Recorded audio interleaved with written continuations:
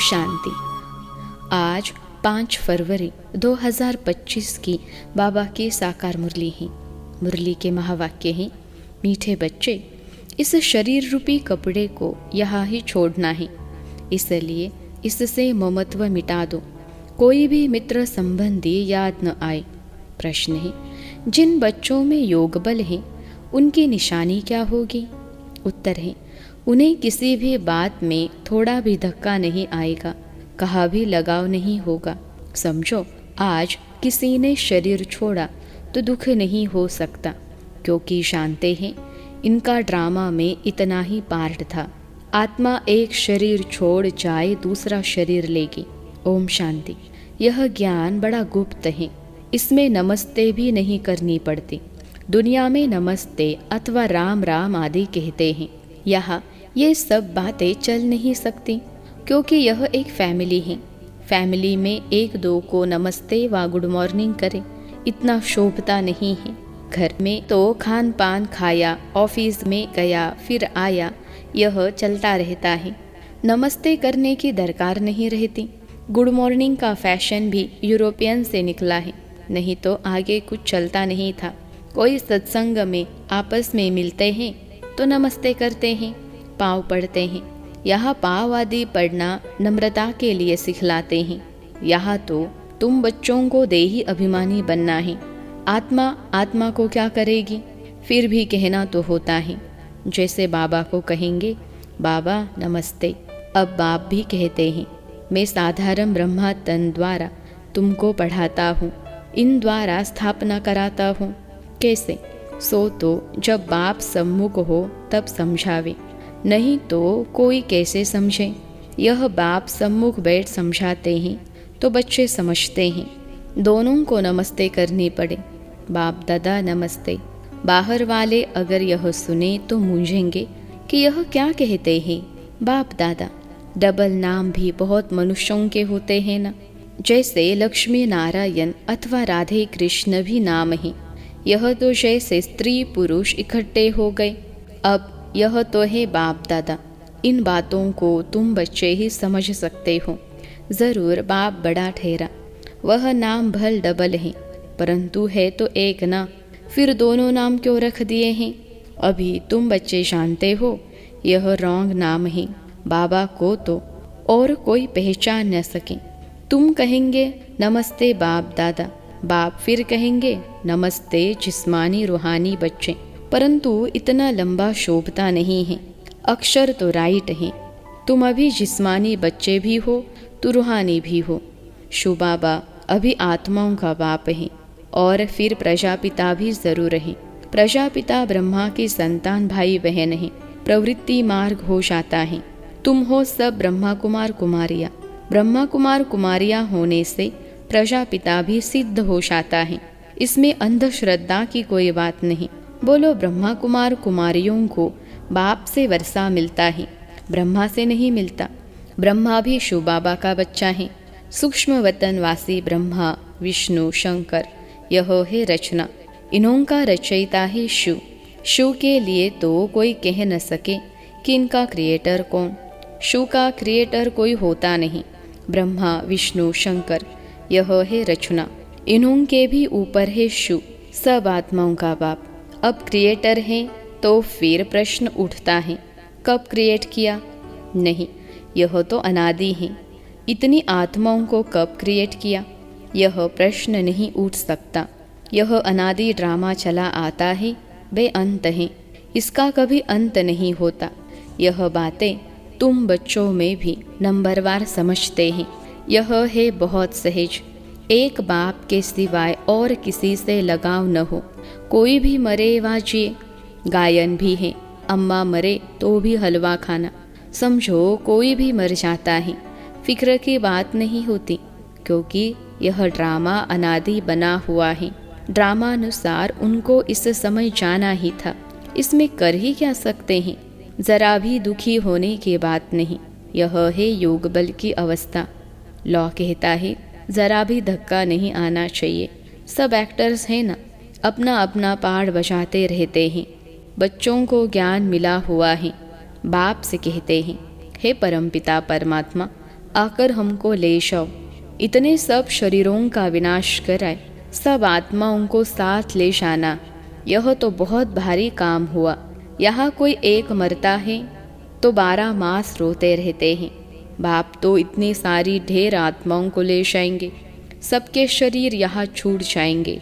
बच्चे जानते हैं, महाभारत लड़ाई लगती है तो मच्छरों सदृश जाते रहते हैं।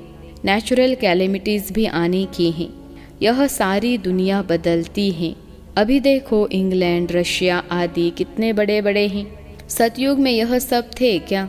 दुनिया में यह भी किसकी बुद्धि में नहीं आता कि हमारे राज्य में यह कोई भी थे नहीं। एक ही धर्म, एक ही राज्य था। तुम्हारे में भी नंबरवार हैं जिनकी बुद्धि में अच्छी रीति बैठता है। अगर धारणा हो तो वह नशा सदैव चढ़ा रहे। नशा कोई को बहुत मुश्किल चढ़ा रहता है। मित्र संबंधी आदि सब तरफ से याद निकाल कर एक बेहद की खुशी में ठहर जाए, बड़ी कमाल है। हाँ, यह भी अंत में होगा। पिछाड़ी में ही कर्मातीत अवस्था को पा लेते हैं। शरीर से भी भान टूट जाता है। बस अभी हम जाते हैं, यह जैसे कॉमन हो जाएगा। जैसे नाटक वाले पाड़ बजाए फिर जाते हैं घर। यह देह रूपी कपड़ा तो तुमको यहाँ ही छोड़ना है। यह कपड़े यहाँ ही लेते हैं, यहाँ ही छोड़ते हैं। यह सब नई बातें तुम्हारी बुद्धि में हैं और किसकी बुद्धि में नहीं। अल्फ और बे, अल्फ है सबसे ऊपर में, कहते भी हैं ब्रह्मा द्वारा स्थापना, शंकर द्वारा विनाश, विष्णु द्वारा पालना। अच्छा, बाकी शु का काम क्या है? ऊंचते ऊंच शु बाबा को कोई भी जानते नहीं, कह देते वह तो सर्वव्यापी हैं। यह सब उनके ही रूप हैं। सारी दुनिया की बुद्धि में यह पक्का हो गया है, इसलिए सब तमो प्रधान बने हैं। बाप कहते हैं सारी दुनिया दुर्गति को पाई हुई है, फिर हम ही आकर सबको सद्गति देते हैं। अगर सर्वव्यापी हैं तो क्या सब भगवान ही भगवान हैं? एक तरफ कहते ऑल ब्रदर्स, फिर कह देते ऑल फादर्स। समझते नहीं हैं। अब तुम बच्चों को बेहद का बाप कहते हैं। बच्चे, मुझे याद करो तो तुम्हारे विकर्म विनाश होंगे। तुम्हें इस दादा को व मम्मा को भी याद नहीं करना है। बाप तो कहते हैं कि न मम्मा न बाबा, कोई की महिमा कुछ भी नहीं। शु बाबा न होता तो यह ब्रह्मा भी क्या करता? इनको याद करने से क्या होगा? हाँ, तुम जानते हो इन द्वारा हम बाप से वर्षा ले रहे हैं, इनसे नहीं। यह भी उनसे वर्षा लेते हैं, तो याद उनको करना है। यह तो बीच में दलाल हैं। बच्चे और बच्ची की सगाई होती है तब याद तो एक दूसरे को करेंगे ना। शादी कराने वाला तो बीच में दलाल ठहरा। इन द्वारा बाप तुम आत्माओं की सगाई अपने साथ कराते हैं, इसलिए गायन भी है। सद्गुरु मिला दलाल के रूप में। सद्गुरु कोई दलाल नहीं है, सद्गुरु तो निराकार हैं। भल गुरु ब्रह्मा गुरु विष्णु कहते हैं, परंतु वह कोई गुरु है नहीं। सद्गुरु एक बाप ही है जो सर्व की सद्गति करते हैं। बाप ने तुमको सिखाया है, तब तुम औरों को भी रास्ता बताते हो और सबको कहते हो कि देखते हुए भी नहीं देखो। बुद्धि शु बाबा से लगी रहे। इन आँखों से जो कुछ देखते हो कब्र दाखिल होना है। याद एक बाप को करना है, न कि इनको। बुद्धि कहती है इनसे थोड़े ही वर्षा मिलेगा। वर्षा तो बाप से मिलना है, जाना भी बाप के पास है। स्टूडेंट को थोड़े ही याद करेंगे। स्टूडेंट तो टीचर को याद करेंगे ना। स्कूल में जो तीखे बच्चे होते हैं वह फिर औरों को भी उठाने की कोशिश करते हैं। बाप भी कहते हैं एक दो को ऊंचा उठाने की कोशिश करो, परंतु तकदीर में नहीं है तो पुरुषार्थ भी नहीं करते हैं। थोड़े में ही राजी हो जाते हैं। समझाना चाहिए। प्रदर्शनी में बहुत आते हैं। बहुतों को समझाने से उन्नति बहुत होती है। निमंत्रण देकर मंगाते हैं तो बड़े बड़े समझदार आदमी आते हैं। बिगर निमंत्रण से तो कई प्रकार के लोग आ जाते हैं। क्या क्या उल्टा सुल्टा बकते रहते हैं। रॉयल मनुष्यों की चाल चलन भी रॉयल होती हैं। रॉयल आदमी रॉयल्टी से अंदर घुसेंगे। चलन में भी बहुत फर्क रहता है। उनमें चलने की बोलने की कोई फजीलत नहीं रहती। मेले में तो सभी प्रकार के आ जाते हैं, किसको मना नहीं की जाती हैं। इसलिए कहा भी प्रदर्शनी में निमंत्रण कार्ड पर मंगाएंगे तो रॉयल अच्छे अच्छे लोग आएंगे, फिर वह औरों को भी जाकर सुनाएंगे। कभी फीमेल्स का प्रोग्राम रखो तो सिर्फ फीमेल्स ही आकर देखें, क्योंकि कहा फीमेल्स बहुत पर्दे नशीन होती हैं, तो सिर्फ फीमेल्स का ही प्रोग्राम हो, मेल कोई भी न आए। बाबा ने समझाया है, पहले पहले तुमको यह समझाना है कि शिव बाबा निराकार हैं। शिव बाबा और प्रजापिता ब्रह्मा दोनों बाबा हुए, दोनों एक रस तो हो न सकें। जो दोनों बाबा उनसे वर्षा मिली, वर्षा दादे का या बाप का मिलेगा। दादे की मिल्कियत पर हक लगता है, भल कैसा भी कपूत बच्चा होगा तो भी दादे का वर्षा मिल जाएगा। यह यहाँ का कायदा है। समझते भी हैं इनको पैसा मिलने से 1 वर्ष के अंदर उड़ा देंगे, लेकिन गवर्नमेंट के लॉ ऐसे हैं जो देखना पड़ता है। गवर्नमेंट कुछ कर नहीं सकती है। बाबा तो अनुभवी हैं। एक राजा का बच्चा था, 1 करोड़ रुपया 12 मास में खत्म कर दिया। ऐसे भी होते हैं। शिव बाबा तो नहीं कहेंगे कि हमने देखा है, यह यानी दादा कहते हैं हमने बहुत ऐसे मिसाल देखे हैं। यह दुनिया तो बड़ी गंदी है। यह है ही पुरानी दुनिया, पुराना घर। पुराने घर को हमेशा तोड़ना होता है। इन लक्ष्मी नारायण के राजशाही घर देखो कैसे फर्स्ट क्लास हैं। अभी तुम बाप द्वारा समझ रहे हो और तुम भी नर से नारायण बनते हो। यह है ही सत्य नारायण की कथा। यह भी तुम बच्चे ही समझते हो। तुम्हारे में भी पूरे फ्लावर्स अभी बने नहीं हैं। इसमें रॉयल्टी बड़ी अच्छी चाहिए। तुम उन्नति को दिन प्रतिदिन पाते रहते हो, फ्लावर्स बनते जाते हैं। तुम बच्चे प्यार से कहते हो बाप दादा। यह भी तुम्हारी नई भाषा है जो मनुष्यों की समझ में नहीं आ सकती। समझो, बाबा कहा भी जाए तो बच्चे कहेंगे बाप दादा नमस्ते। बाप रिस्पॉन्ड देंगे रूहानी जिस्मानी बच्चों को नमस्ते। ऐसे कहना पड़े ना, कोई सुनेंगे तो कहेंगे यह तो कोई नई बात है। बाप दादा इकट्ठे कैसे कहते हैं?